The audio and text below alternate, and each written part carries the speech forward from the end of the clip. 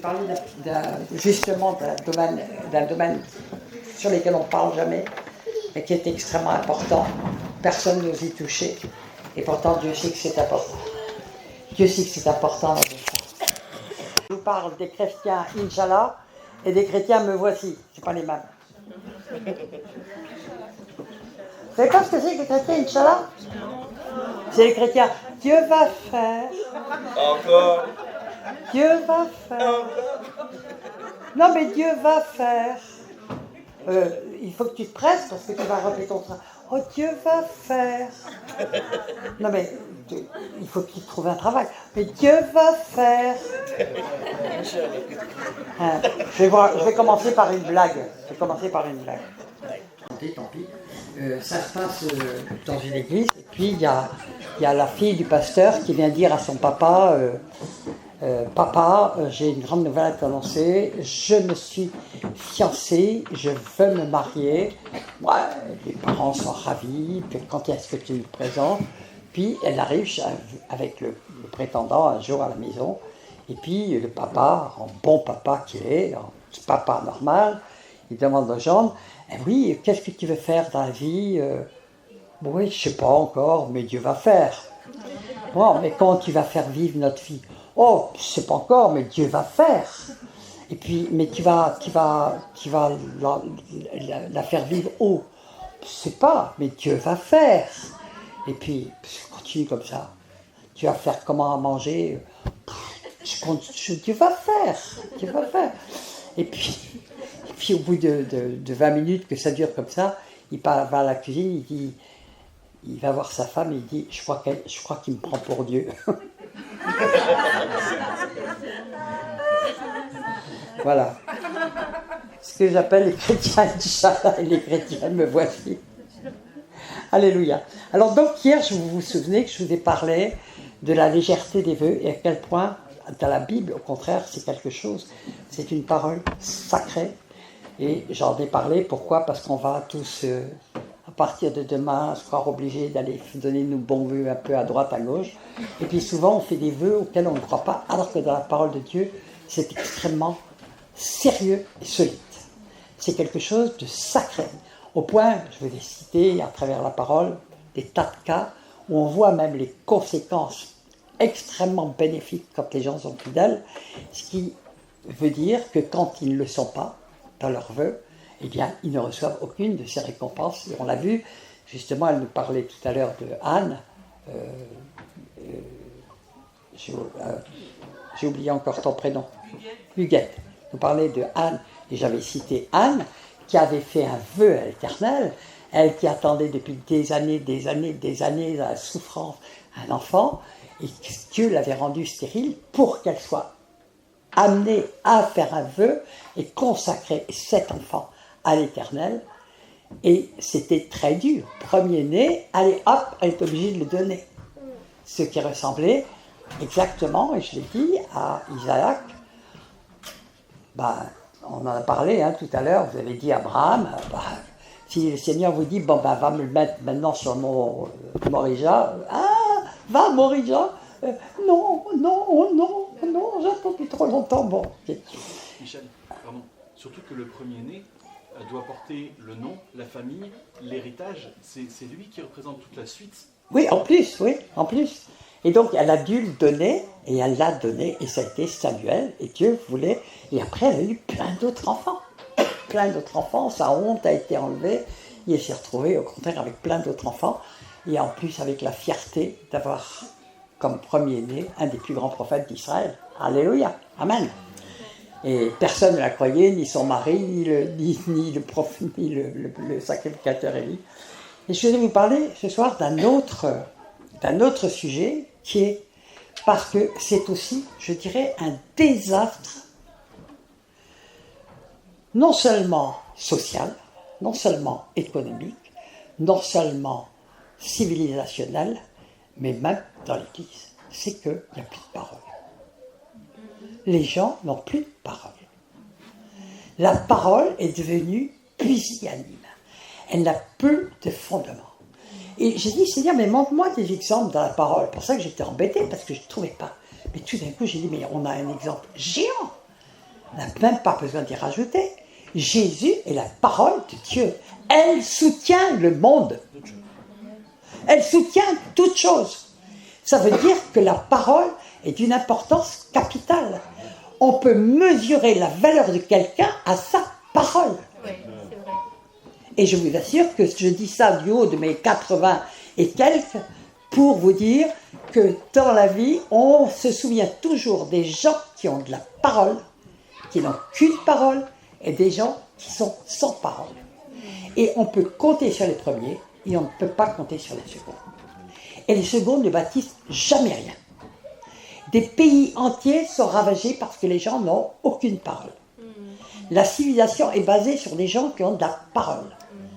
Et dans toutes les civilisations du monde, vous retrouvez des gens de parole. Et c'est presque toujours eux qui vont porter les autres, qui vont créer, qui vont bâtir. Ils ont une parole, on peut compter dessus. Je crois que la plupart d'entre nous pourraient donner des exemples. Moi, je vais parler de petites choses comme ça qui me sont arrivées. Mais je vais parler d'une un peu bizarre. Mais j'habitais Évry à l'époque. Et puis, j'étais tout le temps par Mont Parvaux pour aller en Afrique, pour aller en Asie, pour aller aux États-Unis, pour aller en Canada, Et je passais mon temps à courir depuis Évry dans les trains pour attraper mes avions, mes trains, etc.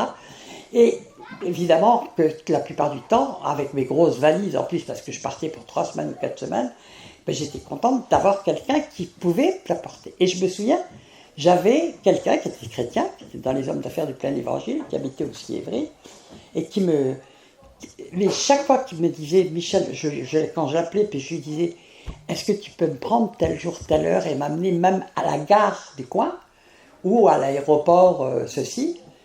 S'il me disait, si je lui dis 8 heures, ça te va, à moins une, il était là. Mais quel repos ça donne. Et puis pendant qu'on n'a pas à se préoccuper de ça, eh bien on peut faire ce que le Seigneur nous donne à faire. Mais si on est là en train de se tourmenter en disant est-ce qu'il va être là, est-ce qu'il ne va pas être là, est-ce qu'il va le faire, qu'est-ce qu'il faut que j'envisage comme solution de rechange, ou alors il faudra que je trouve un taxi, etc. Je veux dire, c'est un cadeau, quelqu'un qui a une parole. Et puis un jour, je me souviens, il n'était pas là, il ne pouvait pas venir m'amener à la gare. Et il y avait 2 chrétiennes que je connaissais qui faisaient partie de la même église que moi. Et puis je leur dis, je cherche quelqu'un qui puisse m'amener à la gare demain. Et toutes les 2 me disent, oui, mais on va t'amener à la gare. Bon, la première, elle a oublié de se réveiller. Et la deuxième, elle s'est réveillée avec 1h30 de retard. Moi, j'étais en train d'attendre à la gare de Ris-Fort-Rangure, je me souviens encore. En train d'attendre, je vois passer un train, parce que je ne pouvais pas porter mes valises. Et à la fin, il a fallu que je prenne. Alors, je préfère ne pas vous raconter. Parce qu'en plus, j'avais pris un diurétique. J'avais oublié de le prendre. Et j'ai dû m'arrêter en chemin. J'ai essayé d'aller, il n'y en avait pas. Puis après, je suis arrivée à la gare de Lyon, dans un état absolument truc. J'ai rencontré 2 païens qui étaient là. J'aurais dit, voilà ce qui m'arrive, s'il vous plaît, où sont les toilettes ? Je suis tombée. Pas sur des chrétiens. Je suis tombée sur 2 employés de la gare, parce que j'étais arrivée à l'autre bout, j'avais pris le premier ascenseur possible. Et puis ils m'ont dit, allez là. Et puis j'ai eu mon train à 1 minute. Mais vous vous rendez compte de quelle fatigue j'avais avant de partir ? Qu'est-ce que vous voulez ? Ces personnes qui m'avaient promis d'être là, qui n'ont pas tenu leur parole, plus jamais. Je n'ai fait quoi que ce soit avec elles, je n'ai pu compter sur elles. Mais où elles en sont aujourd'hui ? Ce sont des personnes, on les retrouve 10 ans plus tard, elles n'ont pas avancé. On ne sont pas fiables. Si notre parole n'est pas fiable, nous ne sommes pas fiables. Et Dieu ne nous confiera rien. Je vais être sévère ce soir. Je ne vais pas faire un long message.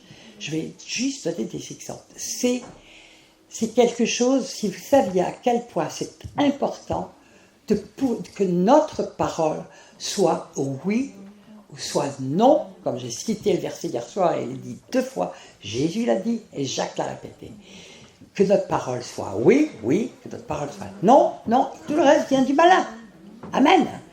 Parce que tout le reste donne une brèche à Satan pour amener la confusion, pour amener la désillusion, pour amener la déception, pour amener des problèmes, quelquefois, qui n'auraient jamais dû exister, tout simplement parce qu'on a des personnes qui n'ont pas de parole en face. Je dis ça parce qu'aujourd'hui, ça devient très dur de trouver des gens qui ont une parole sur laquelle on peut vraiment s'appuyer, se confier. Ils vous disent, je suis là à 4 heures, ils sont là à 4 heures. Waouh, qu'est-ce que c'est reposant. Qu'est-ce que c'est reposant. On leur dit, c'est quelque chose, éventuellement je ferai témoigner Dominique parce qu'il a dû en connaître dans tous les sens avec ça, parce qu'il a, Dominique, il a organisé la marche pour Jésus pendant combien d'années qu'il a fait ça ? 15 ans. Donc c'était des normes d'organisation. Et ben, c'était pas, déjà à l'époque ça commençait des gens, parce que quand j'étais jeune, la parole c'était la parole. Hein. Ouais, c'est vrai. C'était quelque chose, on considérait qu'une parole qu'on avait dite était sacrée. Et sinon, on était des menteurs, point final. On était des menteurs. Et c'est la vérité. Quand on dit à quelqu'un, je suis là à 18h, tu peux compter sur moi, je te le jure. Bon. Et puis qu'à 20h, on n'est pas là, ben, je suis désolé, mais quelque part, on est des menteurs. On est des parjures. Les gens ont compté sur vous, et puis ils sont là, et puis ils sont en train d'attendre. Et moi, je vous raconterai ce qui m'est arrivé en Afrique avec des trucs comme ça. Je me suis arraché les cheveux. Et pourtant, je sais que j'aime l'Afrique et les Africains. Et que j'aime beaucoup de pays africains. J'y suis allé beaucoup. Mais qu'est-ce que j'ai pu m'arracher les cheveux? Parce que quand je vous parlais de Inch'Allah, bon, il y a des chrétiens, Inch'Allah, hein, Dieu va faire. J'en ai vu de toutes les couleurs. Je veux dire, c'est la base même de la civilisation. Si les bases sont solides, tout peut être bâti dessus. Si les bases ne sont pas solides, on ne peut rien bâtir. On est tout le temps en train de flotter entre deux eaux. Ah ben, peut-être bien que oui, peut-être bien que là, il ne sera pas là. Bon, on est en Normandie, alors ok, peut-être bien que oui, bien que non, bon, ok. Mais ça ne fonctionne pas des bases quand on veut bâtir quelque chose, quand on veut construire quelque chose, même des relations. Attendez, vous aimez, je parle femmes, parce qu'il y a une majorité de femmes, vous aimez un homme, mais vraiment, vous l'aimez. Seigneur, vous avez prié pendant 15 ans. Seigneur, fais qu'il me demande en mariage. Et puis un jour, vous dites, tu veux pas, peut-être pas, oui, peut-être pas, non. Non, mais écoute, bon, on va se marier le 7 juin de l'année prochaine. Ouais, je te jure, je suis là le 7 juin. Puis le 7 juin, il n'est pas là. Il dit, écoute, je suis désolé, mais j'avais autre chose à faire. Je suis arrivé que le 9 juin. Bon. Non, mais je prends des exemples comme ça. Mais c'est comme ça, partout, dans les relations, la parole, c'est extrêmement important. Alors, un jour, j'ai demandé au Seigneur, j'ai dit, ne voyez aucun jugement, parce que ça, c'est la même chose maintenant dans nos pays. J'ai demandé au Seigneur, mais pourquoi il y a tellement de problèmes, de famine en Afrique, alors qu'ils ont des richesses extraordinaires, il y a des pays qui sont il y a des pays pauvres, mais il y a des pays ils ont des richesses en sous-sol incroyables. J'allais beaucoup au Congo, attendez, il y a des richesses incroyables. Et puis, dans plein d'autres pays, c'est pillé par tout le monde, etc. Je dis, mais Seigneur, pourquoi? Qu'est-ce qui ne va pas? Pourquoi? Qu'est-ce qui se passe? Et j'ai crié à Dieu pendant un bon bout de temps. Et puis, le Seigneur a commencé à me parler de fatalisme. Et ça va avec fatalisme. J'ai dit, Seigneur, qu'est-ce qu'il y a dans le fatalisme? Fatalisme, c'est, on verra, si Dieu veut bien, Inch'Allah. Et puis, flottement. Alors, c'est le monde comme ça. Mais moi, j'avais déjà, ça fait 40 ans ou 50 ans que j'allais en Afrique, j'avais bien vu que les fondements même de la société étaient disloqués. Mais là-bas, il n'y a pas d'heure. Il n'y a pas d'heure. Mais pas d'heure. Quand on dit « je suis là à 3 heures » et puis qu'on arrive à 18 heures, il y a un petit problème. On a menti, on a fait attendre l'autre. Et à faire attendre l'autre, c'est le mépriser. Oui, exactement. Ça veut dire que l'autre, c'est rien du tout. C'est une façon de le mépriser, de le faire attendre. Et puis, comme c'est pas rentré dans la coutume, la coutume, elle peut être totalement sorcière à la base. J'ai rien écrit, là, ça tombe bien. Non, mais c'est vraiment un sujet qui me tient à cœur parce que je l'ai vécu de très près. J'ai vu les dégâts que cela faisait qu'il n'y ait plus de parole. Et je disais, heureusement à l'époque, je disais, heureusement chez nous, il y a des gens, on peut se fier à eux quand leur oui est oui, leur non c'est non. Et puis c'était vraiment considéré comme quelque chose, une trahison, un manque grave que de ne pas te dire une parole. Aujourd'hui, tout le monde s'en fout. Donc toutes nos civilisations sont en train de s'écrouler aussi en grande partie à cause de ça. Et c'est dans Amos, je crois, il est écrit « La vérité a disparu de la place publique hein. ». C'est la vérité. Aujourd'hui, la vérité a disparu de la place publique. Personne, tout le monde dit n'importe quoi. On ne peut plus se fier à la parole de personne, même pas des médecins, même pas des juges. D'ailleurs, Amos parle des juges, même pas de qui que ce soit. Ça devient extrêmement difficile. J'aurais pu faire témoigner toute personne ici, mais je ne pense pas qu'elle voudrait que je témoigne. Mais même dans les services sociaux, dans les services, tous les services régaliens aujourd'hui, dans nos pays, il n'y a plus de paroles, il n'y a plus de trucs, on ne peut plus compter sur les gens. Mais tout est en train de se déliter à cause de ça. Les gens n'ont plus le sens de la parole. La parole nous engage. Jésus, il est la parole, il s'engage. Il s'est engagé. Et il a dit, me voici. Et il est arrivé dans le monde pour faire ce que Dieu lui commandait de faire. Et il l'a fait, heureusement pour nous, sinon on ne serait pas là. D'accord? Donc, nous avons un exemple d'un bout à bout de la parole, de gens qui ont, de Jésus qui est la parole, mais de gens qui ont une parole. On a parlé des vœux hier, on va prendre peut-être... je vais déjà prendre Galates 3:15. Mes frères, parce que ça m'a inspiré quelque chose. Là, on ne nous parle pas de ça, mais... Mes frères, prenons un exemple de la vie ordinaire. Lorsqu'un homme a rédigé son testament en bonne et due forme, personne ne peut l'annuler ou y ajouter quoi que ce soit. Vous savez que c'est à peu près ce qui nous était dit pour les vœux hier. On s'engage dans quelque chose, c'est pas nous qui nous pouvons nous dégager en disant bah, finalement, oh bon non, j'ai autre chose à faire. Non, on ne peut être dégagé que par l'autre. Parce qu'un engagement, c'est une alliance. Quand on dit je serai là, c'est une alliance. L'autre compte sur vous. L'autre compte sur vous. Si on dit qu'on vient aider quelqu'un à faire quelque chose, la personne va compter sur vous. Si vous ne venez pas, désillusion, trahison, sentiment de truc. Moi, je viens d'être grugé, spolié par quelqu'un. Il promettait tout le temps sans jamais rien tenir. Eh bien, si j'avais appliqué ce principe que quelqu'un qui fait ça n'est pas quelqu'un sur qui on peut compter, eh bien, jamais je n'aurais eu les problèmes que j'ai eus après. D'accord? Et j'aurais dû le faire. J'aurais dû avoir tout de suite, waouh, sa parole ne vaut rien. Si sa parole ne vaut rien, l'homme ne vaut rien. Ça paraît dur, les paroles. Mais ça veut dire que tant que notre parole ne vaut rien, heureusement que Dieu peut nous changer. Si notre parole ne vaut rien, c'est que nous ne valons rien. Dieu ne peut pas nous utiliser. Dieu ne peut pas nous utiliser.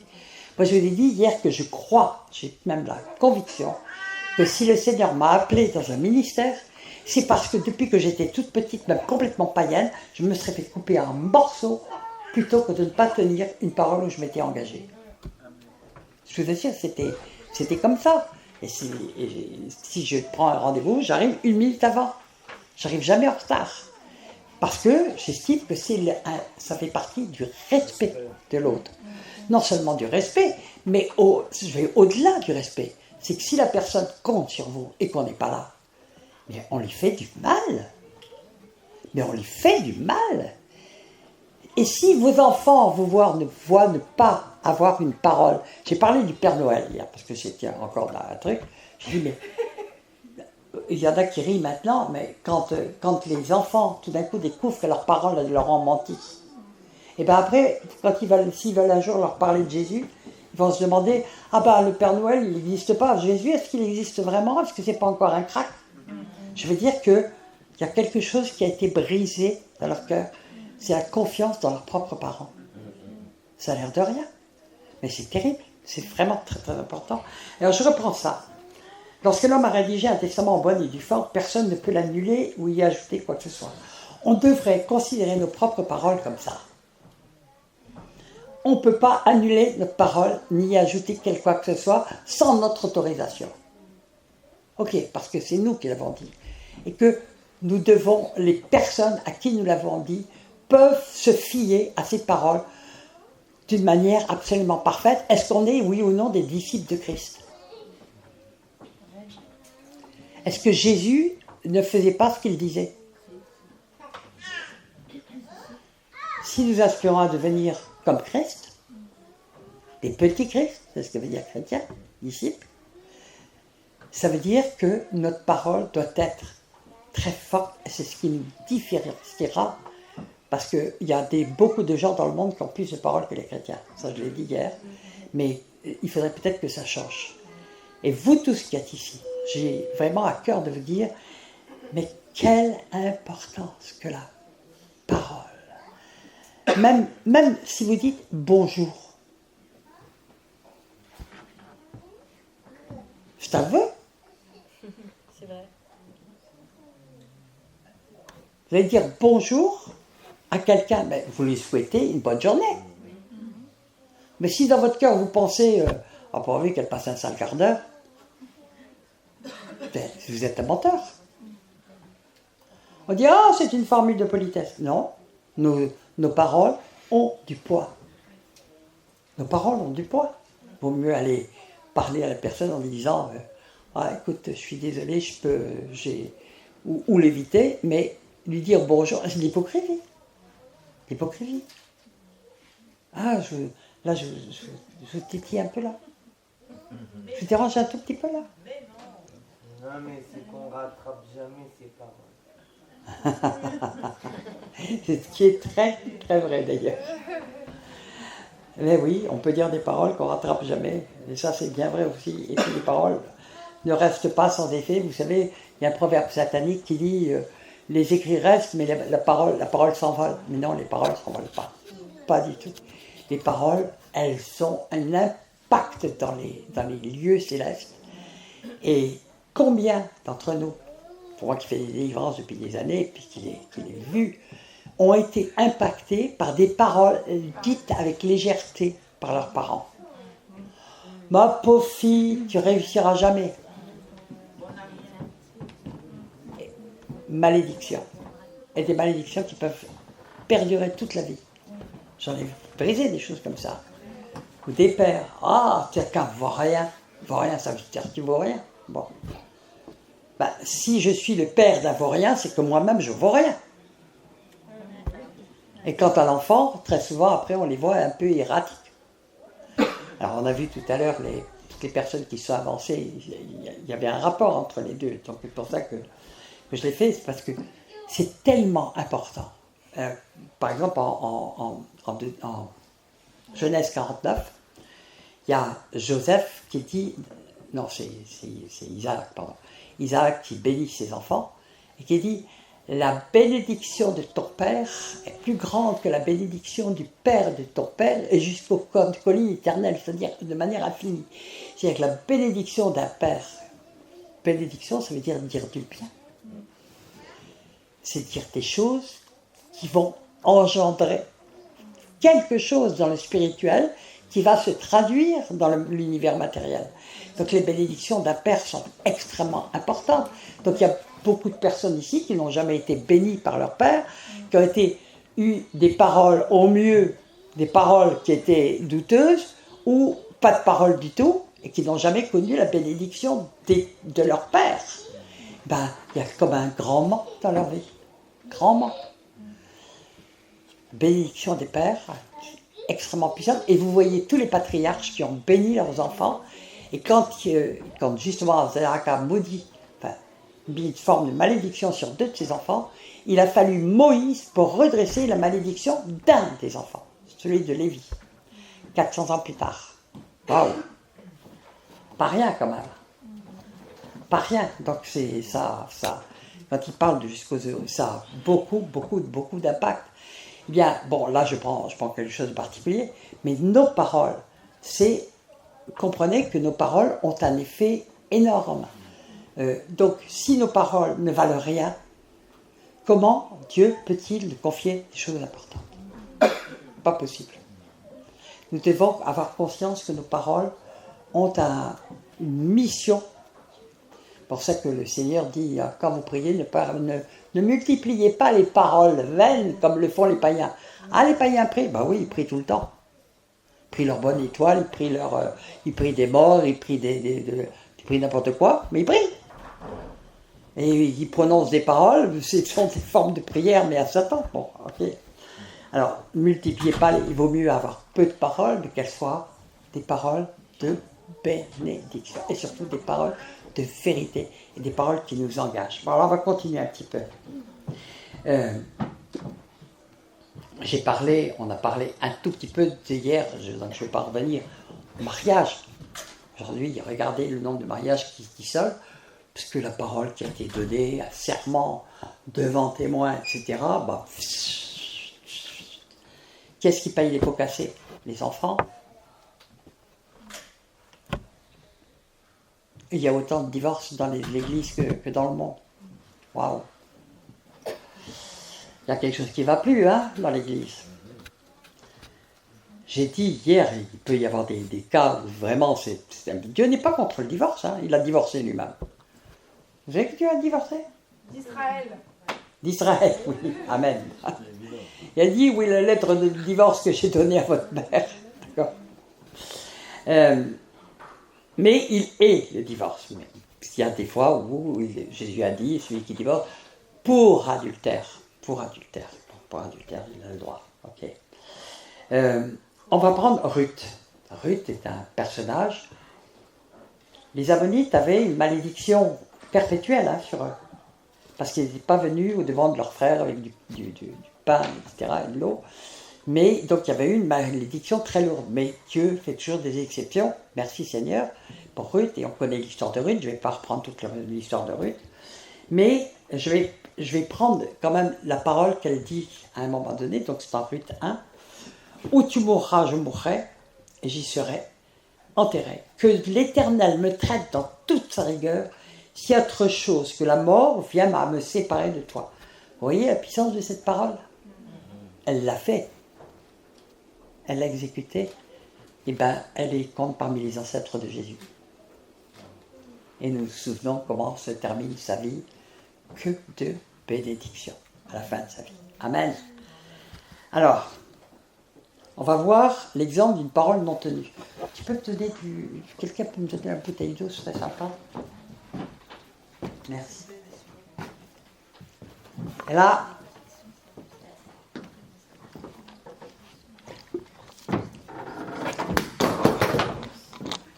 oh, il y a une vieille. Ok.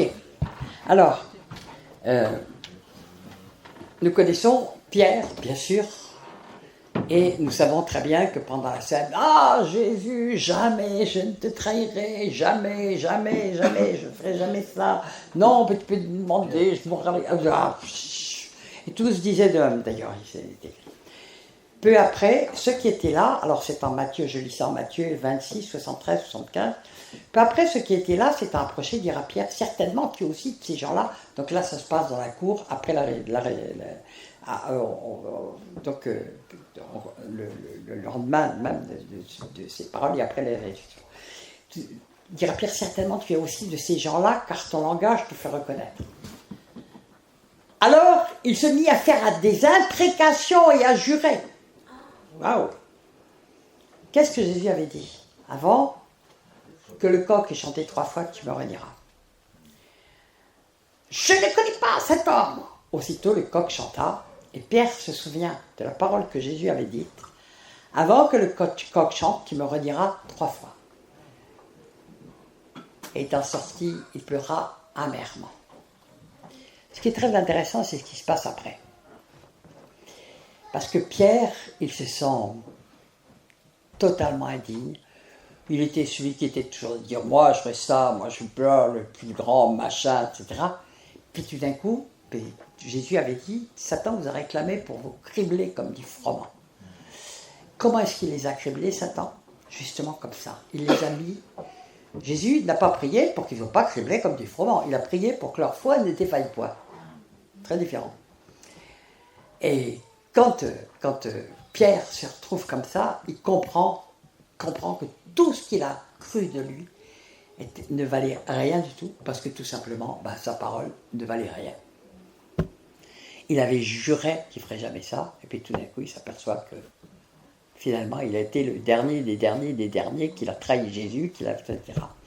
Ce que je trouve très intéressant, un jour j'ai lu ça dans un article, c'est que on connaît la suite. Donc Pierre, quand Jésus fait sa pêche miraculeuse, Pierre va s'approcher, et puis il est penaud, Pierre. Il est penaud. Il doit se dire, voilà, je l'ai trahi, j'ai trahi Jésus, je l'ai renié, j'ai lancé des imprécations, disons que je ne le connaissais pas, je mentis, je suis... Ah, comment il va m'accueillir? Mais comment il va m'accueillir? Mais comment il va m'accueillir? Mais il revient. Il a du courage. Il a du courage. Parce que Judas n'a pas eu le courage. Judas est allé se pendre. Il a du courage. Et puis, il sait quand même, il sait déjà que auprès de Dieu se trouve le pardon. Amen. Et donc, il revient. Mais il n'emmène pas large. Et on sait pourquoi Jésus va lui poser 3 fois la même question. Pierre, m'aimes-tu?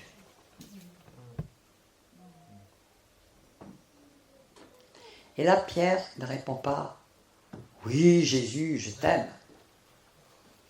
Terminé. Il dit « Jésus, tu sais. Toi, tu sais. Moi, je ne sais plus rien de moi. Toi, tu sais. Tu sais que je t'aime. » Et il ne prend pas le mot agapé, qui est l'amour parfait, qui est l'amour divin. Il prend le mot filié, qui veut dire c'est mon amour amical, affectif, émotionnel, de mon propre cœur. C'est pas l'amour que tu attendais de moi. J'ai démontré que je n'avais pas cet amour. Et Jésus va recommencer. Et puis, chaque fois qu'il dit « tu sais », c'est-à-dire qu'il reconnaît que sa parole n'a rien valu. Et il dit « tu sais que je t'aime ». Toi, tu le sais, Jésus. Toi, tu sais. Et donc, Jésus va dire « paie mes agneaux, paie mes brebis ». Et à la fin, Jésus il dit plus « Pierre, m'aimes-tu » en utilisant le mot agapé, il dit « Pierre, m'aimes-tu » en utilisant le mot filier. Et Pierre va répondre, et là, il est tout triste, parce qu'il se rend compte qu'il n'était pas digne de ça. Mais nous savons ce qui va se passer après. En fait, il est complètement pardonné par Jésus, mais le Seigneur va le transformer. Il va complètement le transformer. Quand, à la Pentecôte, il va plus jamais être le même homme. D'accord? Donc je vous dis ça parce que on a un exemple de quelqu'un qui était, je dirais, qui se voyait lui-même comme absolument indigne de servir le Seigneur, tout simplement parce qu'il l'avait renié, rejeté, etc. Mais Dieu, il connaît notre cœur au-delà de nous-mêmes, et il l'a ramené. Et il a eu quand même le courage d'aller jusqu'à Jésus, parce qu'il savait quand même qu'il n'y avait que là que se trouvait la vérité. N'oublions pas que c'était lui, Pierre, qui en Jean 6, qui, Jean 6, quand tous les disciples quittent Jésus, on dit « Ah, mais sa parole ne sont pas supportables, etc. » Et Jésus leur dit « Et vous ne voulez pas y aller aussi ?» Je tourne vers les 12. Et c'était en Jean 6, 70 que... Non, Jean 6, 66, enfin peu importe, où Pierre dit « Tu as les paroles de la vie. » Ayons des paroles de la vie. Ayons des paroles de la vie, des paroles qui sont des paroles de vérité. Les paroles de vérité sont des paroles de la vie. Quand ce sont des paroles, quand notre parole est solide comme un roc, les gens peuvent compter sur nous. Et dans tout ce qu'on fait, ça va être un échafaudage solide. C'est-à-dire que les gens, on va devenir des rochers pour les autres, parce que Jésus, il est notre rocher. Jésus est la vérité. C'est pour ça qu'on peut s'appuyer dessus. On sait que c'est du solide. On sait que ce qu'il a dit est la vérité. Eh bien, notre parole doit être la vérité. Tout le temps, tout le temps, tout le temps. Quelle qu'elle soit. Amen. On va continuer un petit peu.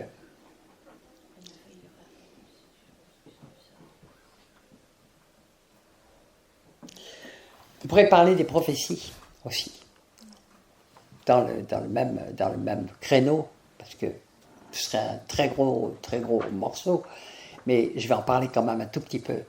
C'est terrible, les gens qui croient dire des bonnes paroles, et qui sont des paroles qui viennent de leur chair, et non pas du tout des paroles de Dieu, et qui disent, c'est un prophétique. Je vais juste vous raconter encore une petite histoire aussi. Parce que, bon, en 30 ans de ministère, évidemment, j'ai vécu beaucoup de choses. Et puis, on apprend tout le temps avec le Seigneur. On apprend tout le temps. Et, bon, je ne sais plus ce que je voulais dire. Une histoire. Oui, mais je sais que je vais raconter une histoire, mais je ne sais plus. Prophétie. Oui, prophétie. Un jour, j'ai été dans une église en Suisse. Il y avait une femme qui avait un cancer qui était là. C'est une petite église qui est sympathique, etc. Et puis, je commence à entendre tout le monde qui va prier pour cette femme qui a fait le cancer. Et les gens commençaient à dire, mais Dieu me montre qu'elle va guérir, oui, au nom de Yeshua, on proclame la guérison sur elle, mais Dieu. Et puis les parents viennent me voir et puis ils me disent, on nous dit tout le temps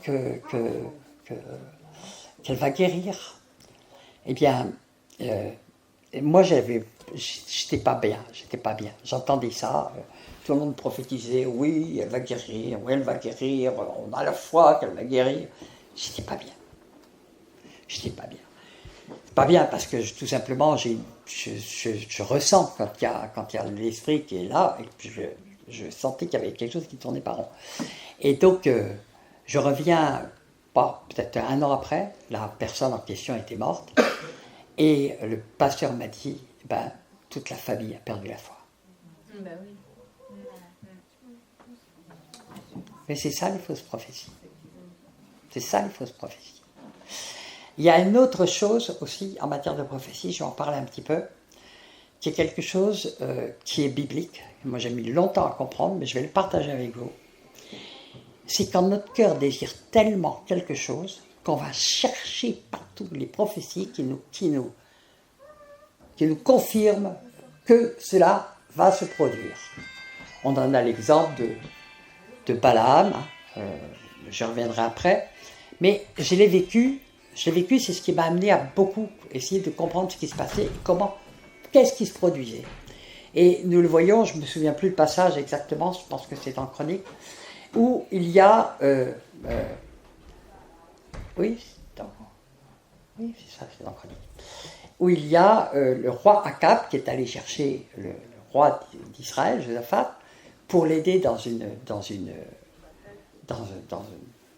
guerre. Et Josaphat, il n'est pas du tout sûr que la guerre vienne de Dieu, et il dit, est-ce que tu aurais des prophètes? Et moi, c'est un passage que j'aime beaucoup. Si quelqu'un veut me redonner Michée. Non, c'est pas dans Michée. Non, c'est le prophète Michée. Ah, c'est le prophète Michée, lui. C'est l'histoire du prophète Michée, oui. Et Akab ne sort pas moins de 400 vrais prophètes. Je dis bien vrais prophètes, puisque tous les faux prophètes de Baal avaient été décimés par Élie. 400 vrais prophètes qui viennent dire, oui, Akab, tu peux monter à Ramoth, tu auras la victoire. Waouh, qui dit mieux? 400 vrais prophètes qui disent au roi Akab, tu peux monter à Ramoth, tu auras la victoire. Et Josaphat, il est là. Oh. 18, Michel. De Chronique 18? Oui, c'est ça. Ah oui, parce que 19, c'est Jéhu. Ok, ouais. C'est bon. Et 20, c'est Josaphat. C'est une super victoire.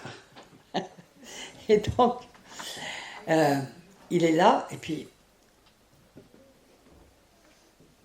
400. Et puis, Josaphat, il dit, ouais, 400 prophètes, on dit ça, mais t'en aurais pas un autre par hasard?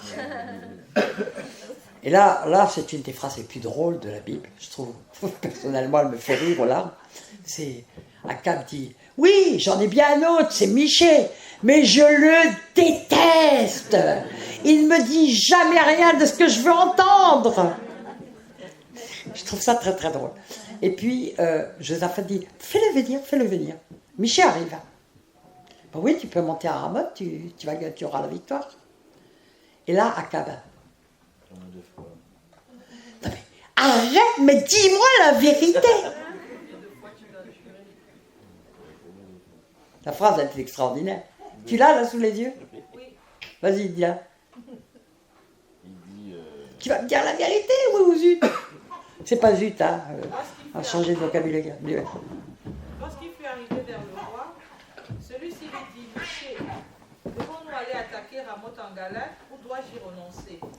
Il répondit, montez-y, vous connaîtrez le succès et ils seront livrés entre vos mains.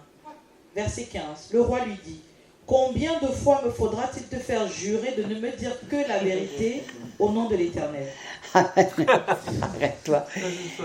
Alors, c'est vraiment un passage extraordinaire pour nous faire comprendre ce qui se produit en réalité. D'abord, Akab, il sait au fond de lui que la mission ne vient pas de Dieu et que c'est uniquement pour sa petite gloriole personnelle qu'il a envie de faire ça. Il le sait, il le sait. Il le sait que ça ne vient pas de Dieu. N'oublions pas qu'il est oint, donc il a le Saint-Esprit, tout comme Josaphat, d'accord? Il est oint. Et puis, juste après, il y a Michée qui dit, ben voilà ce qui se passe dans le ciel. Et il explique. Et c'est une révélation extraordinaire qui, moi, m'a beaucoup fait comprendre ce qui pouvait se passer, malheureusement, avec les prophéties, les paroles des prophètes qui ne viennent pas de Dieu. Il me dit, parce que très souvent, la personne qui les entend est aussi responsable que le prophète qui ne dit pas la vérité.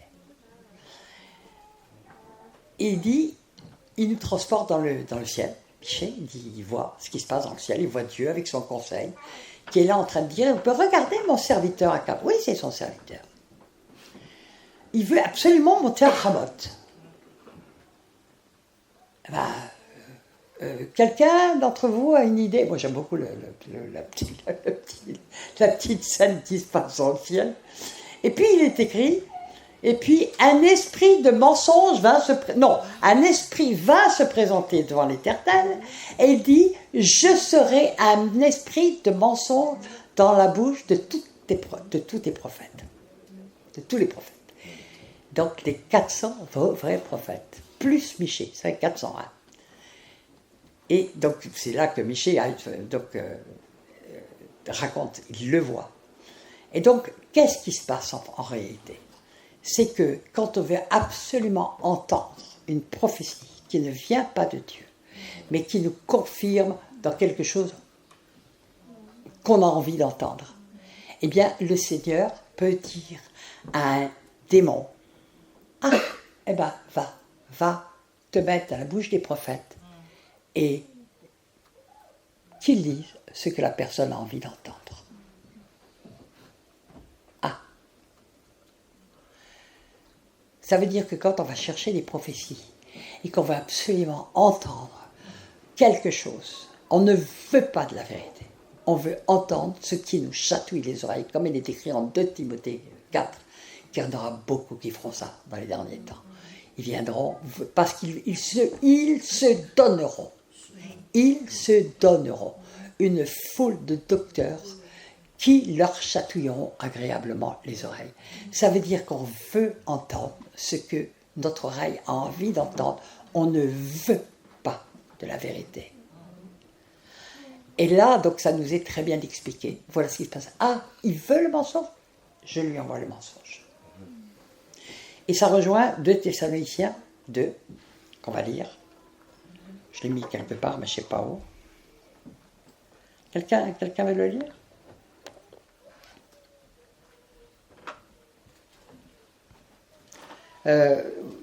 À partir de...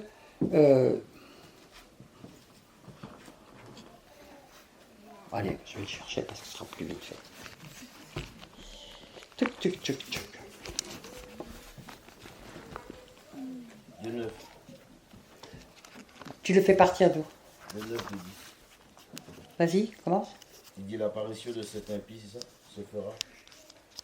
L'apparition de cet impie se fera par la puissance de Satan, avec toutes sortes de miracles, de signes et de prodiges mensongers, et avec toutes les séductions de l'iniquité pour ceux qui périssent parce qu'ils Écoutez n'ont bien, écoutez bien. Très, écoutez bien.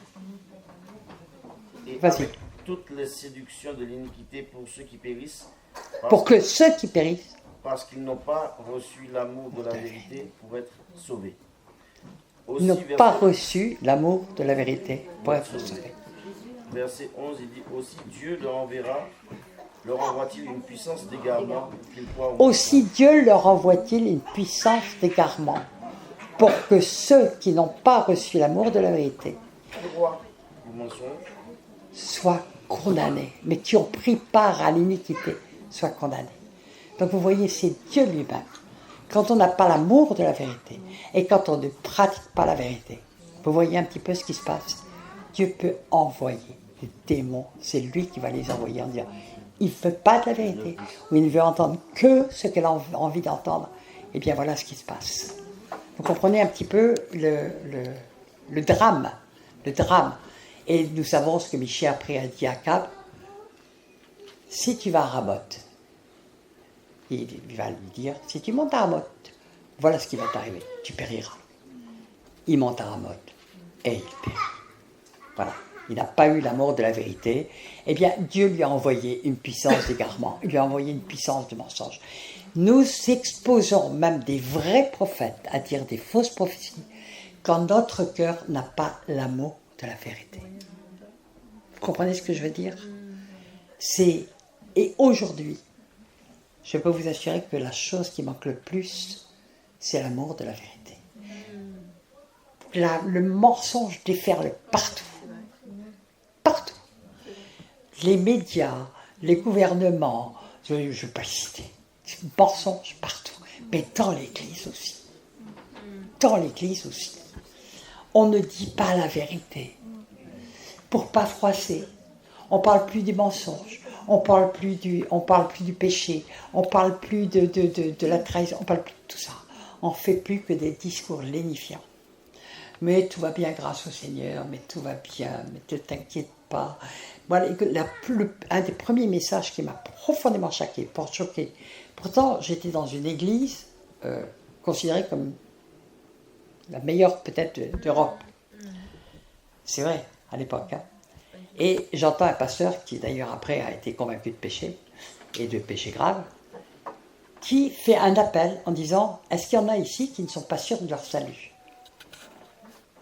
Je dis « Il va faire un appel pour amener les gens au salut. » Il y avait beaucoup de monde dans cette église, plein de mains se lèvent. Il dit « Venez devant. » Alors les gens avancent, puis il dit « Je vais prier pour que vous ayez la conviction que vous avez le salut. » J'étais là, j'avais peut-être un mois de conversion ou quelque chose comme ça. Un malaise. Mais je dis, mais et alors ? S'ils n'ont pas la conviction qu'ils sont dans le salut, c'est peut-être parce qu'ils sont perdus, qu'ils ne sont pas encore rentrés du tout dans le salut. Et puis, Dieu sait que j'ai pu voir après combien de gens, on leur a fait croire qu'ils étaient sauvés alors qu'ils ne l'étaient pas. Si je demandais simplement ici, combien de personnes dans celles qui sont allées longtemps dans des églises, parce qu'il y a beaucoup ici qui sont même plus dans aucune église, mais combien sont allés dans des églises où on leur a dit qu'ils étaient sauvés sans même vérifier qu'ils l'étaient et regarder les fruits. Il n'y en a aucun à qui c'est arrivé ? Oh, ça veut dire que vous êtes jeune. Parce que moi, je l'ai entendu très souvent à l'époque.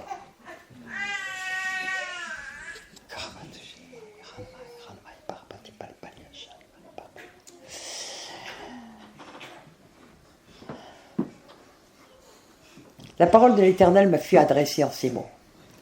Zacharie 8, 17. Fils de l'homme, prophétise contre les prophètes d'Israël qui prophétisent et dis à ceux qui profondissent selon leur propre cœur. Écoutez les paroles de l'Éternel. Ainsi parle le Seigneur l'Éternel.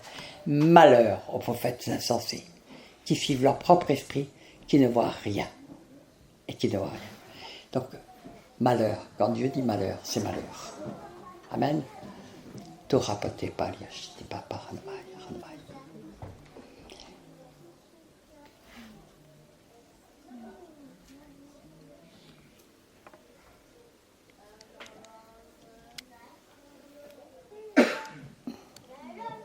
En fait, la parole est très sévère. Quelquefois, elle parle de ceux qui ont connu Christ, par exemple en 2 Pierre 2, qui ont connu Christ, et puis par amour de l'argent, bon, suivi de toute personne. Et regardez ce qui est écrit en 2 Pierre 2, 17, 19. Ces gens-là sont des fontaines sans eau, des nuées que chasse un tourbillon. L'obscurité des ténèbres leur est réservée. Avec des discours enflés de vanité, ils amorcent par la convoitise de la chair, par les dissolutions, ceux qui viennent à peine d'échapper aux hommes qui vivent dans l'égarement. Ils leur promettent la liberté quand ils sont eux-mêmes esclaves de la corruption, car chacun est esclave de ce qui a triomphé de lui. D'accord ? C'est des paroles très sévères. Elles s'adressent par rapport à ceux qui ont renié la foi. Ils ont renié la foi simplement par amour de l'argent. Mais ils n'ont pas renié la foi comme ça. Ils ne sont pas réveillés en matin en disant « Non, je renie Jésus-Christ ». Simplement, petit à petit, ils se sont déplacés et ils sont allés dans une autre direction. Alors qu'ils avaient été sauvés. D'accord ? Bon.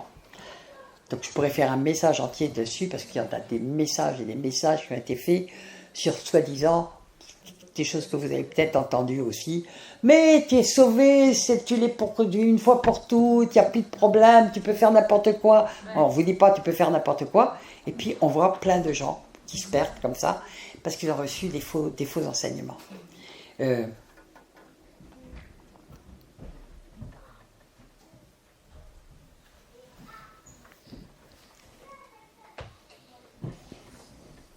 Tout à l'heure, j'ai reçu une vision, je ne l'ai pas donnée, mais je vais la donner maintenant. Je voyais des anges avec des trompettes, et ils étaient mais vraiment alignés. Mais vraiment, tous ensemble sonnaient ensemble. Est-ce que vous savez que le 7e sceau contient les 7 trompettes, et que la 7e trompette contient les 7 trucs. Donc les 7 trompettes, en réalité, sonnent ensemble. Mais je voyais pourtant une trompette qui s'arrêtait, qui s'abaissait comme ça. Il y avait 7 trompettes. Et j'en vois 4 qui étaient déjà abaissées. Et je ne comprenais pas. Et puis tout d'un coup, j'ai dit, mais on est dans des temps extrêmement courts. On est dans des temps très, très courts. Et c'est maintenant, on ne peut plus jouer. On peut plus jouer à l'église. J'ai souvent entendu cette expression, mais elle devient de plus en plus forte. Et je peux vous dire qu'une des choses sur lesquelles vous êtes le plus jugé, c'est sur votre parole. Non seulement par Dieu, mais à l'intérieur de l'Église et par les païens.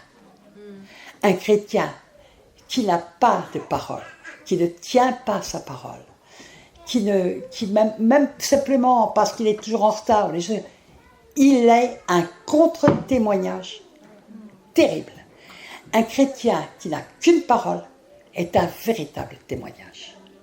Même sans parler, on peut dire celui-là, il est chrétien, c'est quelqu'un de solide, on peut compter dessus, il n'y a pas de problème. Il y a des chrétiens, c'est ce que j'appelle les chrétiens me voici. Par rapport aux chrétiens Inch'Allah. Parce que les chrétiens Inch'Allah, mais Dieu fera, puis on est là, puis rien d'important, c'est pas grave, on arrive en retard, on dit quelque chose, mais c'est pas grave, rien n'est grave, machin, mais Dieu est 3 fois ça. Les chrétiens me voici, c'est évidemment, je prends l'exemple d'Ésaïe, à qui Dieu, j'ai parlé hier soir de nettoyer, purifier la bouche. La bouche, c'est toutes les paroles mauvaises qu'il pouvait avoir dit, tout prophète qu'il était.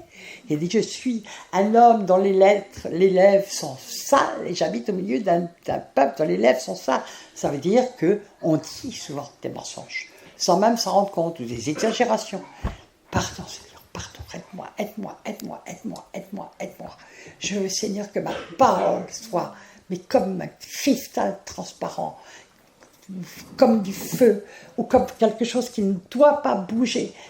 Je dois être fidèle à ma parole. Sinon, comment je peux faire croire aux gens qu'on peut se fier totalement à ta parole si ma propre parole ne vaut rien.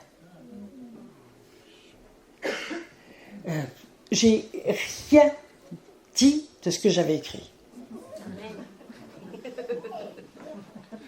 Elle est contente, Sarah. Hein? Elle dit Amen. Okay. Mais je vais quand même parler de l'engagement. J'en ai parlé un peu hier, mais je vais quand même le reparler ici. Parce que toutes les paroles de notre bouche nous engagent. Proverbe 6.2. Si tu es enlacé par les paroles de ta bouche, si tu es pris par les paroles de ta bouche, fais donc ceci, mon fils, dégage-toi, puisque tu es tombé au pouvoir de ton prochain. Tu as dit quelque chose, tu es au pouvoir de la personne à qui tu as promis quelque chose. Va, prosterne-toi et fais des instances auprès de lui. Ne donne ni sommeil à tes yeux, ni assoupissement à tes paupières. Dégage-toi comme la gazelle de la main du chasseur, comme l'oiseau du filet de l'oiseleur. Vous vous rendez compte un petit peu du poids de ces paroles? Filet. On est enfermé, on est prisonnier. Pour se dégager, il faut aller demander à ceux à qui on a promis quelque chose ou devant qui on s'est engagé. C'est lui qui doit nous libérer. Nous, on ne peut pas nous libérer nous-mêmes. On ne peut pas. Oh, je me dégage de ce que j'ai dit. Je coupe les liens. Je n'ai pas dit ça. Bah, tu vas demander à ton voisin à qui tu as dit ça, s'il est d'accord avec pour te dégager. S'il est d'accord, c'est très bien. Prosterne-toi devant lui. Ça veut dire qu'il faut vraiment insister quelquefois. Et puis, réparer. Bon. Ésaïe 55:11. Ainsi en est-il de ma parole qui sort de ma bouche. Elle ne retourne point à moi sans effet, sans avoir exécuté ma volonté et accompli mes desseins. Donc Dieu dit ça par rapport à sa parole. Elle a un effet. La parole, c'est Jésus. Si nous sommes un peuple prophétique qui parlons de la part de Dieu, eh bien, nos paroles ne reviendront pas sans effet. Mais nos paroles mauvaises, ou nos paroles légères, ou nos paroles de mensonge, ou nos paroles de trahison, elles ne reviendront pas non plus sans effet. Parce que le diable va s'en servir pour faire des divisions, pour faire des blessures, pour faire des tas de choses, etc. Ok? On va continuer.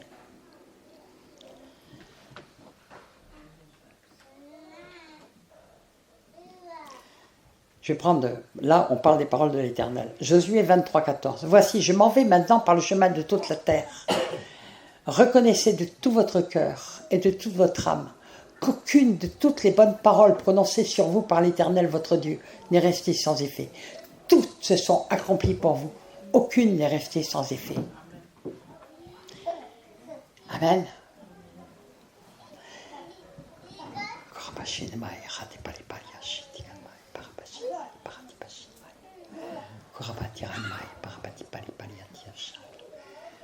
C'était le verset que j'ai cité tout à l'heure, c'est en Genèse 49. C'est Genèse 49, 26. Les bénédictions de ton Père s'élèvent au-dessus des bénédictions de mes pères jusqu'à la cime des collines éternelles. Bon. Et là, on voit toutes les bénédictions qui ont été données, qui ont eu un effet sur des siècles et des millénaires. C'était pourtant des paroles d'hommes, mais ça peut avoir un effet extraordinaire. Amen.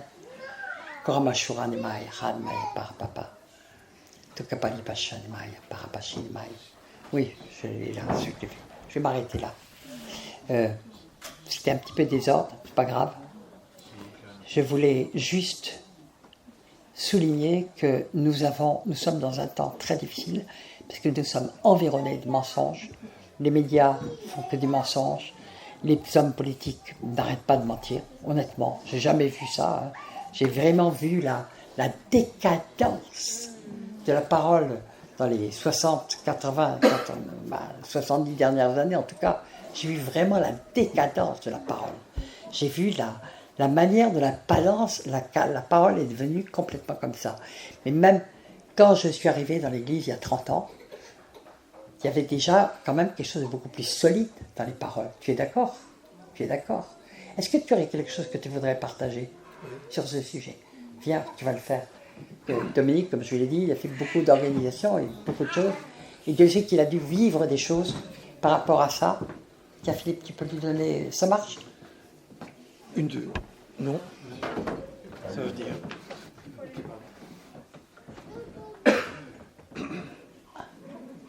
Merci.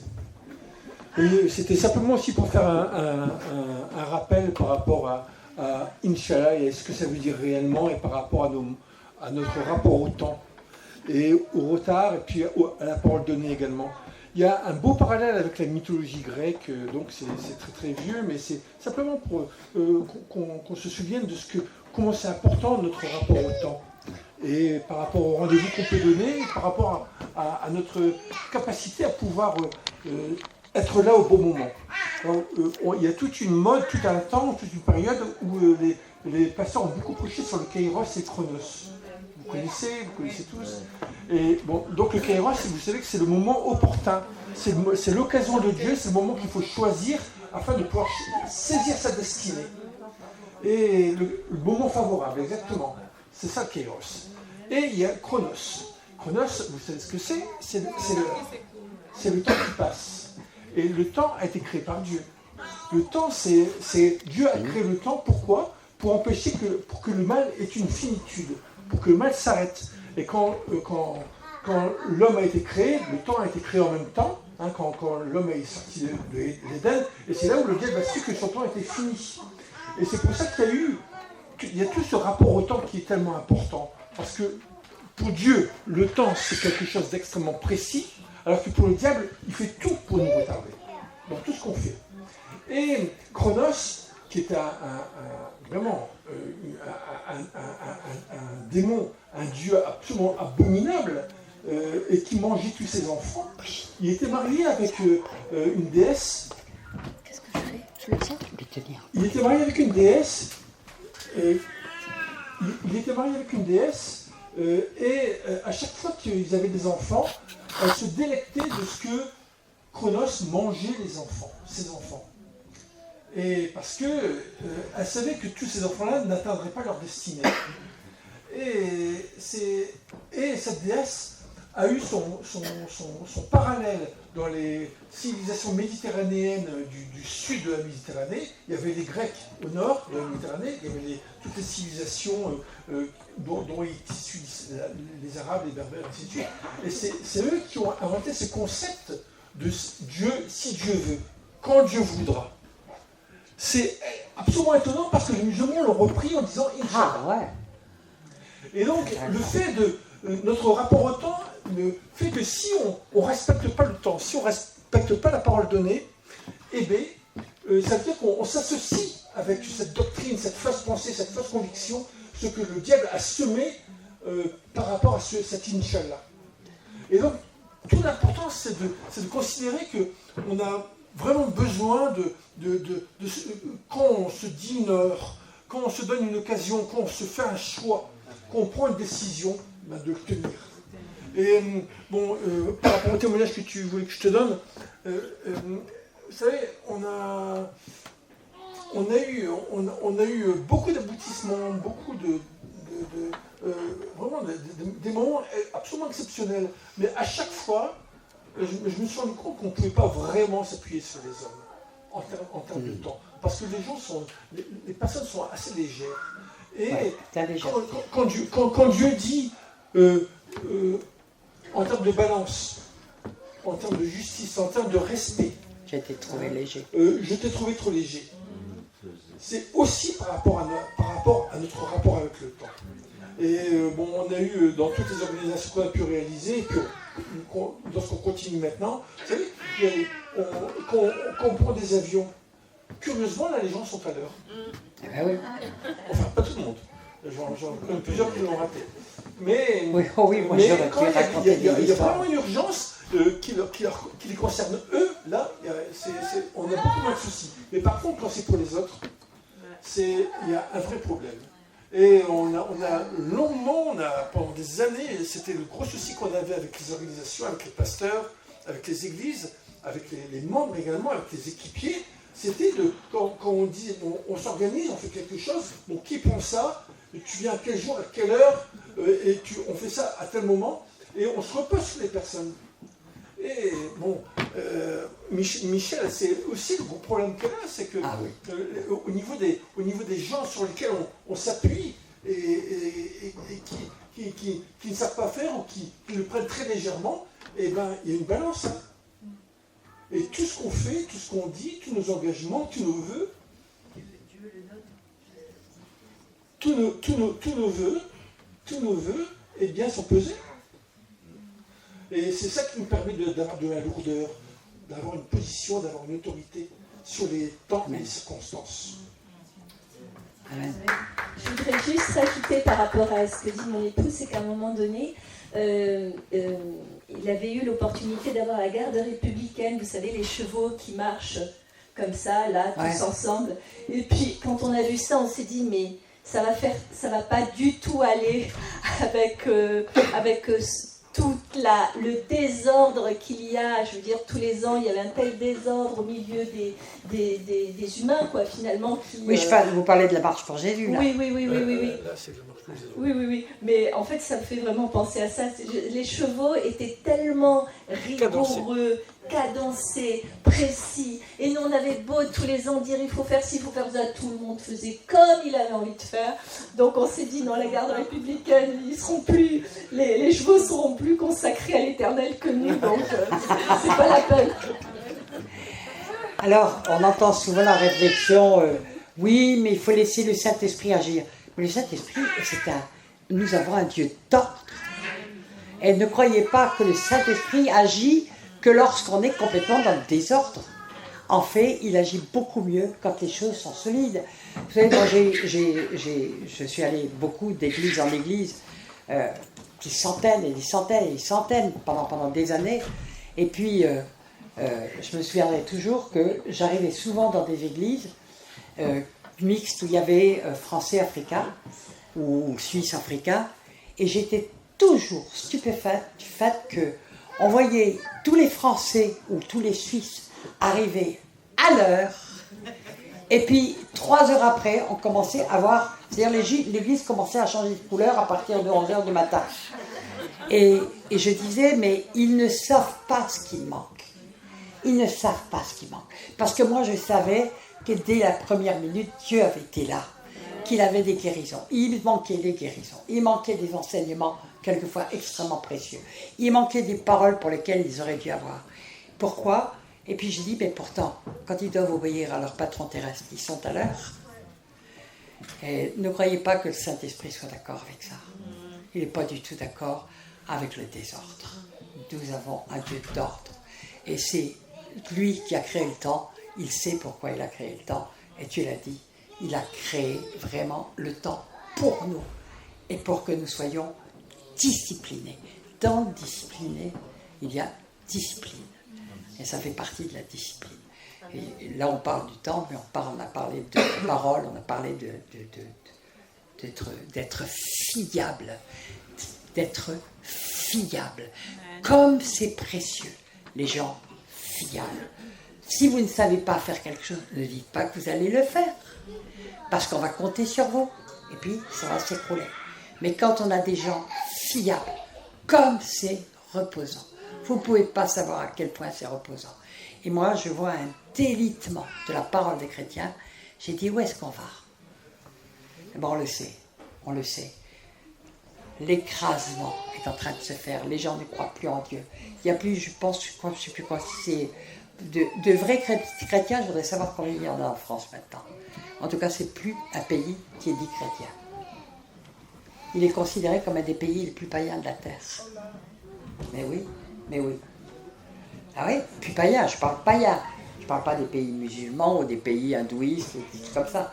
Je parle païen, c'est-à-dire de gens qui ne croient plus en Dieu. Nous avons un des pays les plus païens de la terre.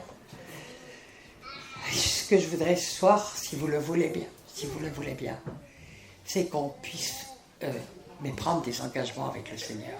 Mais prendre des engagements avec le Seigneur, pas des engagements qu'on ne peut pas tenir.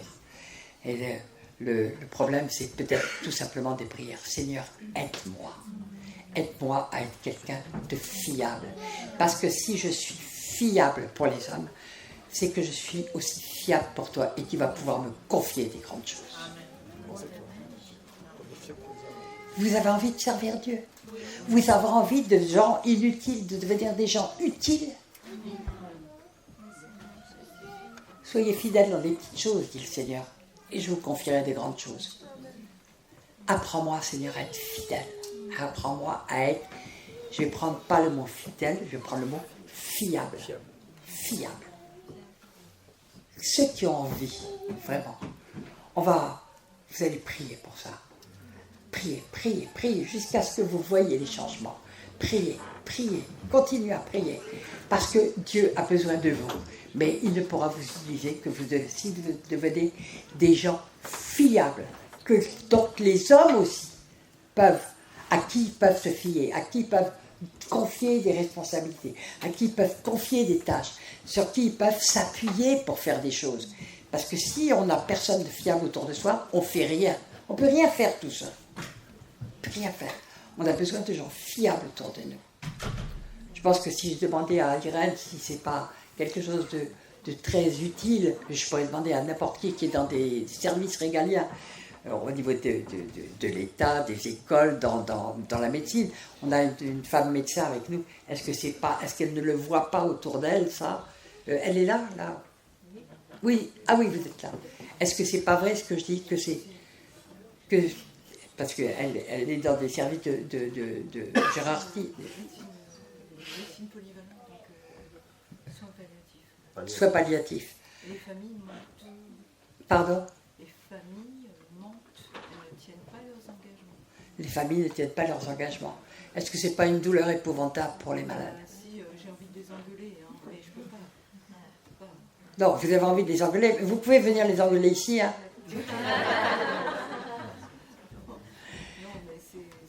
Ben oui, c'est partout.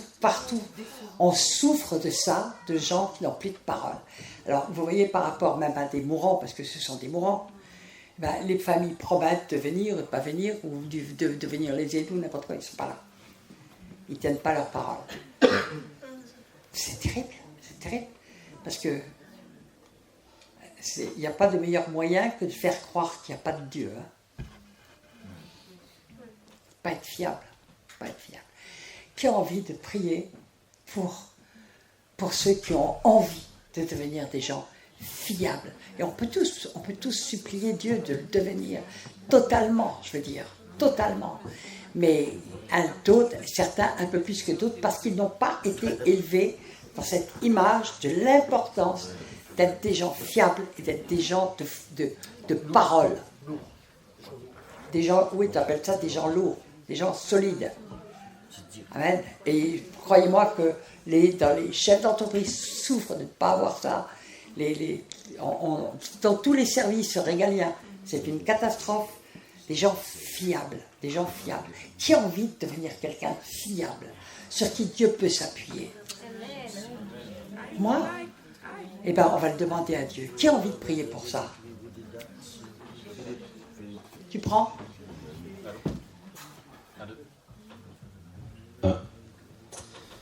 Oui, parce que toi, tu es en plus très concerné. Oui. Tu voulais dire quelque chose? Non, je voulais prier, mais s'il y a quelqu'un, c'est là. Ah, oui. Non, mais parce que Philippe, je suis d'accord, parce qu'il est organisateur et qu'il n'arrête pas de parler aux gens là-dessus. Donc, c'est important, effectivement, sa prière. J'avais pas vu un truc comme ça. Père, tu nous as parlé ce soir de fiabilité, de fidélité, de discipline, Seigneur. De constance, de consistance, d'obéissance, de parole, Seigneur. Seigneur, si on monte aujourd'hui dans la balance, tous autant qu'on est, Seigneur, quel que soit le temps devant les hommes, à tes yeux, on est bien léger. Père, je te demande, au nom de tous ceux qui sont ici ce soir, viens renverser les forteresses qui nous rendent peu fiables. Viens détruire, Seigneur, en nous les routes, les murs, les maisons qui s'effritent, Seigneur, qui ne tiennent pas la route. Toutes nos habitudes, Seigneur, qui nous font dévier. Toutes les portes, Seigneur, qui sont des portes de sortie, de mensonges, d'exagération, de manque de courage, Seigneur, simplement d'affronter les situations. Père, apprends-nous la discipline du cœur, Seigneur, celle qui se pratique avec ton amour. Viens, Seigneur, mettre un mort à notre bouche.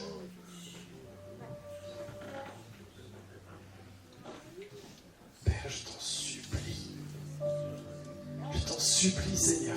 Ne nous laisse pas. Ne nous laisse pas dans les marécages de l'incertitude, de la variabilité,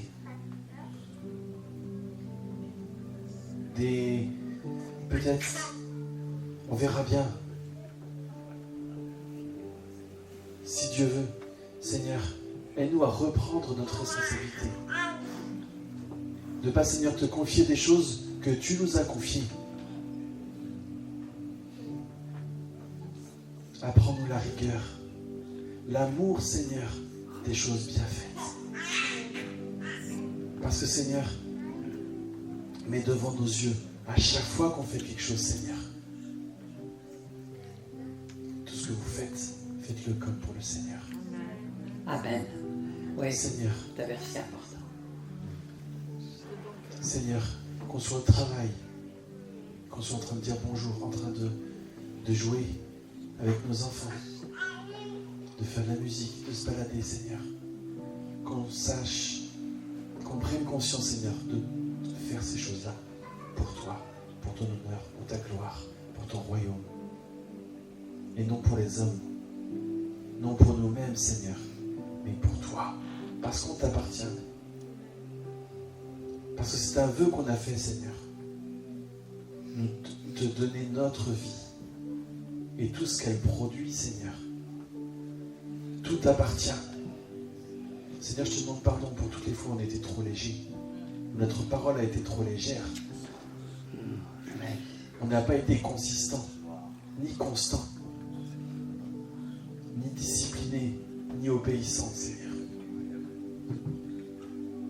Apprends-nous, Seigneur, à utiliser ce temps précieux. La seule valeur, Seigneur, que tu nous as donnée sur cette terre, c'est 24 heures par jour que tu donnes à chaque homme tous les jours de sa vie. Tu nous donnes 24 heures, Seigneur. Apprends-nous d'être des bons investisseurs, d'être fiables, d'être fidèles avec ton amour, Seigneur.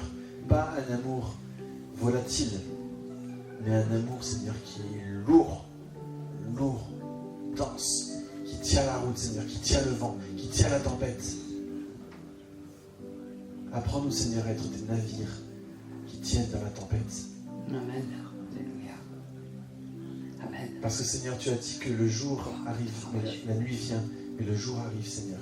Et dans cette nuit qui arrive, fais de nous des hommes fiables, des hommes fidèles, qui ne bronchent pas, Seigneur, quand il y a du vent.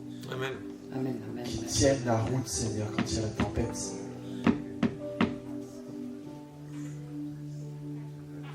Seigneur, je te remets nos vies, le souffle de nos vies, et chaque seconde, Seigneur, de nos vies. Au nom de tous, Seigneur, ici. Et maintenant, Seigneur, je te donne l'autorisation de nous corriger, Amen. de nous reprendre, Seigneur, pour nous empêcher de gaspiller du temps, de nous engager dans des choses que tu ne veux pas, Seigneur, de nous engager sur des domaines où on n'est pas encore fiable, Seigneur. Et apprends-nous la fiabilité. Mais à côté de nous, Seigneur, des frères et des sœurs plus intransigeants que Satan, plus exigeants, Seigneur, que Satan par rapport à nos problèmes. Parce que lui, il les connaît, nos problèmes, et il les utilise. Seigneur, mets à côté de nous des frères qui voient ces problèmes, Seigneur, et qui nous amènent à la sanctification. Ne nous laisse pas tranquilles, Seigneur, avec nos problèmes, avec notre manque de fiabilité. J'avais à cœur une autre prière aussi. Parce que je sais qu'il y a parmi nous des gens qui ont des responsabilités, soit dans leur travail civil, soit parce que ce sont des gens qui ont l'esprit d'entreprise, soit parce qu'ils ont de très grandes responsabilités ou des responsabilités tout court là où ils sont. Parce que toutes ces personnes souffrent du manque de fiabilité des gens maintenant ou bien sûr dans l'Église, parce que c'est la même chose. Je parle de l'Église avec un grand T. Et Seigneur, moi je te prie que tous ces gens-là, ceux qui se sentent concernés, levez la main, qui aiment prendre des responsabilités, qui aiment créer, qui ont des responsabilités. Et je sais qu'il y en a plusieurs ici. Et puis Dieu veut qu'on veuille prendre des responsabilités. Il veut qu'on ait l'esprit d'initiative. Il veut qu'on soit des personnes qui soient des modèles. Des modèles parce que Dieu est créateur. Il veut qu'on soit des créateurs. Il veut qu'on soit... On a des responsabilités. Et il veut qu'on ait des responsabilités.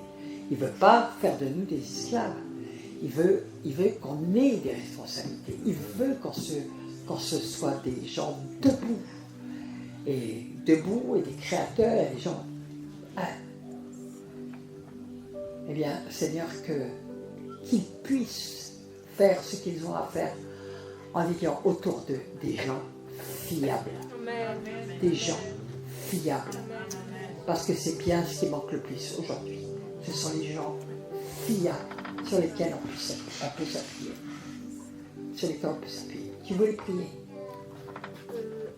Moi, je reçois la bénédiction que tu es en train de dire, je ne demande rien. Ah, c'est ce que tu voulais faire? Non, j'ai juste levé la main pour recevoir ce que tu Ah, disais. pardon, d'accord. Ok. J'avais un verset. Oui. Depuis tout à l'heure, il y a un verset. Viens. Que je voulais prier. Je crois que c'est le psaume 138, 2. J'aimerais juste prier parce que la parole dit que le Seigneur, c'est le psaume 138, 2, qu'il a placé sa parole au-dessus de sa renommée. Donc Dieu a placé sa parole au-dessus de sa renommée. Il est tenu par sa parole. Il est garant, il s'est porté garant de sa parole. Et nous, en fait, ça va plus loin d'être léger. C'est carrément de la désobéissance parce que nous, on doit obéir la parole, on doit imiter Christ. Et lui imitait tout ce que le Père faisait, lui le faisait. Et si Dieu il a placé sa parole au-dessus de sa renommée, alors notre parole à nous, elle est où? Est-ce qu'elle est par terre ou elle est au-dessus de nous? Est-ce que nous on est garant de notre parole? Donc est-ce qu'on est garant de notre parole? Je ne sais pas. Je ne sais pas si on est vraiment garant de notre parole. Et nous, on est vraiment cette race, cet peuple élu qui doit vraiment faire la différence parce que c'est à cause de la parole qui est non tenue qu'il y a tellement de foyers brisés, des vies brisées. Et je pense que si on a à cœur ces versets, le psaume 138, 2, je crois, si on le obéit, parce qu'il est question d'obéissance. Voilà ce que j'avais à cœur. Amen. Amen. Alléluia.